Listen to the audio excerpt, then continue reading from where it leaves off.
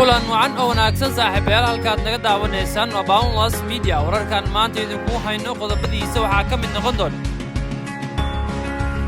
dowladda Itoobiya oo ku dhawaaqday xaalad degdeg ah oo dalka oo dhan muddo 6 bilood ah geli doona wararkii ugu dambeeyay dagaal ka dhacay Beedawo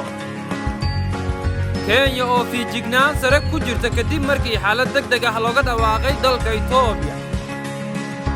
dagaal xoogan oo ka socda degmada Baraw daawadayaal ku soo dhawaada qodobadaas oo faahfaahsan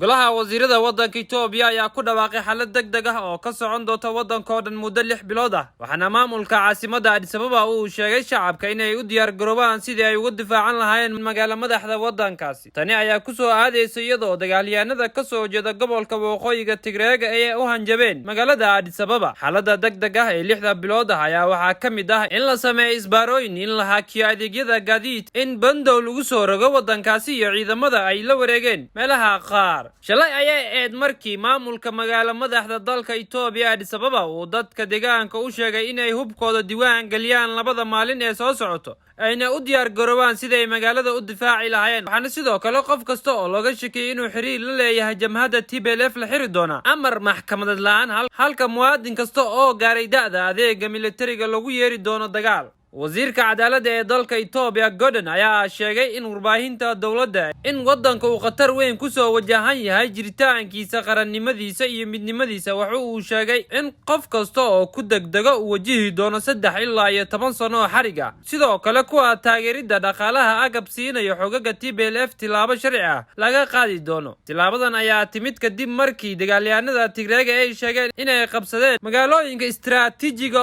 ah ee kala Dasiya iyo Kamblaja oo ka tirsan gobolka ay dariska yihiin ee maxarada maalmihii la soo dhaafay waxay sidoo kale tilmaameen in laga yaabo inay dhanka koonfureed ugu sii gudbayaan caasimadda Addis Ababa inta badan waqooyiga dalka Itoobiya waxaa ka maqan isgaarsiinta waxaana la xadiday galitaanka taasi oo ka dhigaysa sheegashada gobaha dagaalka ay adag tahay in si madax bannaan loo xaqiijiyo colaadda ka jirta gobolka waqooyiga Tigreega ayaa waxaa ka dhashay musiibo bini'aadanimo taasi oo keentay in boqolaal kun oo qof ay wajahaan xaalad macluul sida ay sheegtay qaramada midoobay kumanaan qof ayaa la dilay in ka badan 2.5 milyan oo qofna waxaa lagu qasbay inay guryahooda ka barakacaan haatana faahfaahin dheeraad ah ayaa waxaa laga helayaa khasaare ka dhashay dagaal xalay ka dhacay gudaha magaalada Baydhabo ee xarunta kumeel gaarka ee dowlad goboleedka Koonfur Galbeed kaasi oo geystay khasaare kala duwan dagaalka ayaa wuxuu u dhaxeeyay ciidamada ammaanka iyo xubno ka tirsan al-shabaab oo weerar ku qaaday qayb ka mid ah magaaladaasi oo xarun u ah gobolka Baay wararka ayaa sheegay in dagaalka xoogiisu uu ka dhacay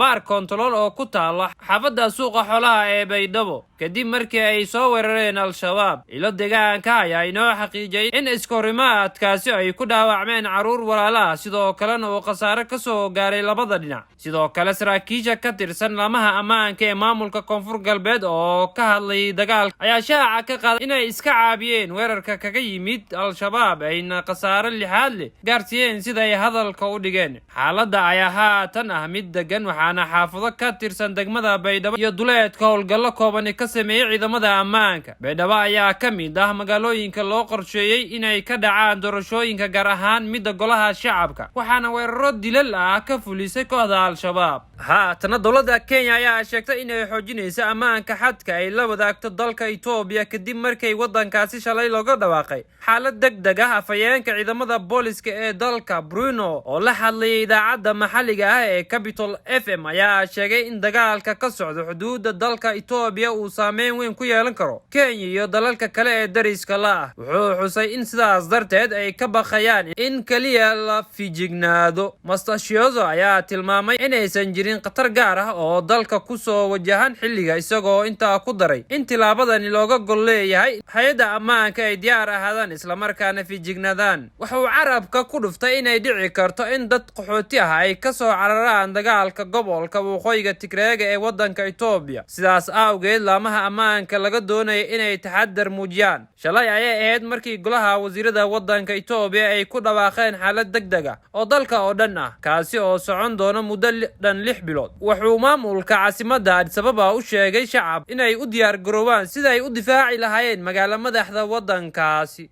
tani ayaa kusoo aadaysa iyadoo dagaalyahanada ka soo jeeda gobolka waqooyiga Tigreega ay ku hanjabeen inay bartilmaameedkoodu yahay magaalada Addis Ababa ee caasimadda dalka Itoobiya. xaaladda degdeg ah ee 6 bilood ayaa waxaa ka mid ah in la sameeyo isbaarooyin, in la hakiyo adeegyada gaadiidka, in bandow lagu soo rogo waddankaasi iyo in ciidamada ay la wareegaan meelaha qaar. haatana wararka naga soo gaaraya magaalada Baydhabo ee caasimadda dowlad goboleedka Koonfur Galbeed ee Soomaaliya ayaa sheegayo in dagaal xoogani uu ka socdo magaalada kaasi oo u dhexeeya ciidamada dowladda iyo maleeshiyaad hubeysan. dagaalka ayaa yimid kadib markii maleeshiyaadka hubeysan oo ka soo horjeeda doorashada golaha deegaanka ay dhaqdhaqaaqyo ciidan ka bilaabeen hoteelka oo ay ka socoto doorashada. sida ay sheegayaan ilo xog ogaal ah ayaa sheegay in maleeshiyaadka ay sidoo kale ka careysan yihiin in wax xal ah laga gaarin nin ka tirsanaa oo bil ka hor ku dhintay dagaal ka dhacay Baraawe. wararka ayaa waxay intaasi ku darayaan in dagaalka xooggiisu uu ka socdo dhabarka dambe ee hoyga gudoomiyaha degmada Cumar Sheekh Cabdi Safana. maleeshiyaadka ayaa ka biyadiidan in doorasho la qabto doorashada golaha deegaanka iyadoo xal laga gaarin dilka ninkaasi iyo tabashadooda. waxaa gebi ahaanba xiran adeegyada bulshada gaar ahaan goobihii ganacsiga, waxayna cabsi weyn soo food saartay bulshada ku nool magaalada Baraawe oo ay ka taagan tahay xiisadaasi. daawadayaal, intaas ayaan ku soo afmeeraya war wixii dalka iyo daafaha caalamkan idinkaga hanay. wararkeena maanta waxaa idiin soo saaray oo idiin akhrinayay anigoo Cabdinajiib Cabdullaahi Najiib Akhir. intaan wararkeena dambe dib ugu kulmi doono waxaan idinkaga tagayaa sidaas iyo fi amaanillah.